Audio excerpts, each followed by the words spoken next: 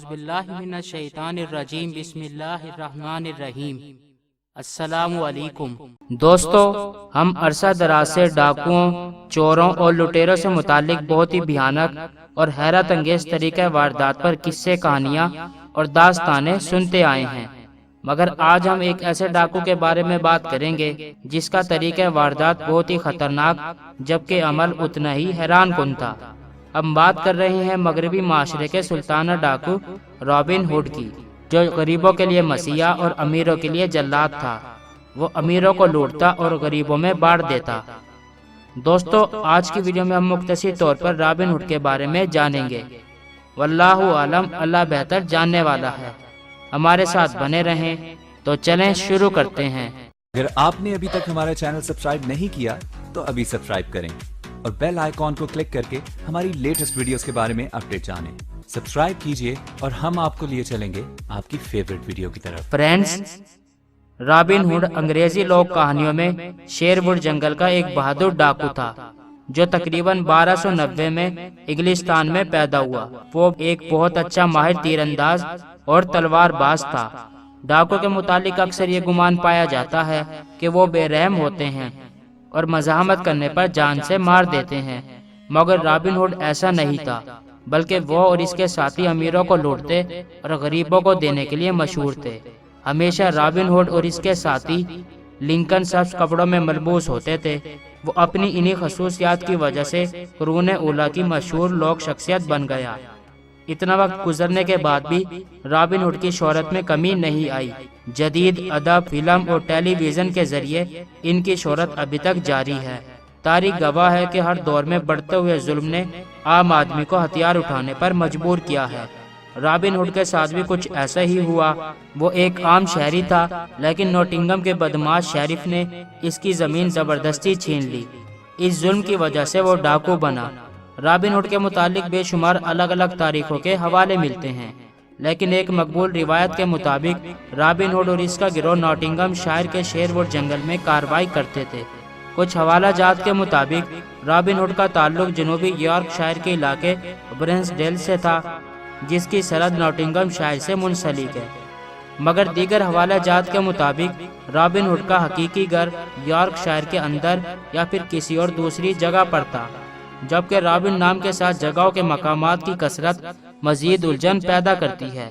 ایک تاریخی روایت کے مطابق 16ویں صدی کے آخر میں اس کی پیدائش بطور لوکسلی شیفیلڈ جنوبی یارک شائر میں ہوئی تھی، جبکہ یارک شائر میں رابن ہوڈ کے نام کا ایک کنواں کم از کم سن 1422 سے بھی پہلے اس کے نام سے منسلک ہے۔ ریکارڈ ظاہر کرتے ہیں کہ رابن ہوڈ نام کا شخص 13ویں اور 14ویں صدی میں شیفیلڈ جنوبی یارک شائر میں رہتا تھا۔ سب سے پہلے واضح طور پر ایک نظم رابن ہوڈ کے حوالے سے 14ویں صدی میں پیش کی گئی۔ اس نظم کا نام پیرس پلومین تھا۔ ابتدائی دور میں بچ جانے والے گیت کی نقول میں اس کا قصہ 15ویں اور 16ویں صدی کے عشرے کی تاریخ بیان کرتی ہے۔ مختلف نظموں میں رابن ہوڈ اور اس کے گروہ کے عورتوں کی حفاظت، غریبوں کی مدد، تیر اندازی میں مہارت، خاص طور پر نوٹنگم کے بدماش شہری سے دشمنی اور بہادری کے قصے بیان کیے گئے ہیں۔ رابن ہوڈ کے گروہ میں ایک لٹل جان نام کا آدمی اس کا خاص آدمی تھا، جو بچپن ہی سے رابن ہوڈ کے ساتھ تھا۔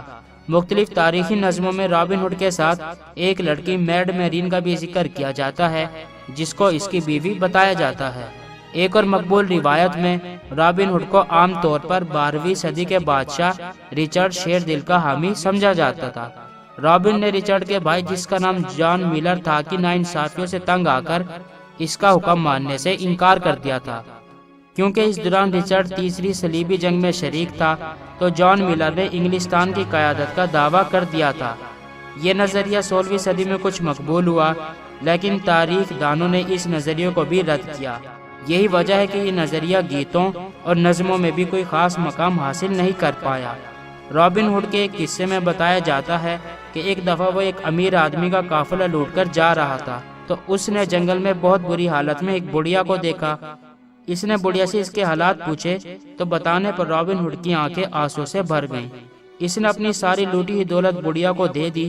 پھر کافی عرصے بعد جب رابن ہوڈ اسی رستے سے گزرا تو اس کو بڑھیا کے ساتھ کچھ بچے بھی نظر آئے۔ اس نے بڑھیا سے بچوں کا پوچھا تو بڑھیا نے بتایا کہ جو رقم تم نے مجھے دی میں اس رقم سے یتیم بچوں کی کفالت کر رہی ہوں کہ وہ معاشرے کے اچھے فرد بن سکیں۔ اس کے بعد بھی رابن ہوڈ بڑھیا کو بچوں کی کفالت کے لیے رقم دیتا رہا۔ معزز سامعین کرام، رابن ہوڈ کی موت کی وجہ بتائی جاتی ہے کہ وہ ایک بیماری سے مرا۔ اس نے مرنے سے پہلے لٹل جان کو بلایا اور ایک تیر دور تک چھوڑا اور جان سے کہا کہ جہاں تیر گرے اس کی قبر وہاں بنا دی جائے۔ تاریخ میں اس کی قبر کی جگہ کرکلیس پیرائے میں بتائی جاتی ہے جو مغربی یارک شائر میں میر فیلڈ کے قریب ہے۔ دوستو، میں ہوں آپ کا ہوسٹ دوست عظیم الظفر اور آپ دیکھ رہے ہیں عظمی وائس۔ دوستو، آج کی ویڈیو کے بارے میں آپ کی کیا رائے ہے؟ کمنٹ باکس میں اپنی رائے کا اظہار ضرور کیجیے گا۔ دوستو، انشاءاللہ اب ہم اپنی نیکسٹ ویڈیو تک کے لیے نیک خواہشات کے ساتھ آپ سے اجازت چاہیں گے۔ خوش رہیں، خوشیاں بانٹیں، جئیں اور جینے دیں۔ اپنا اور اپنے چاہنے والوں کا خیال رکھیے۔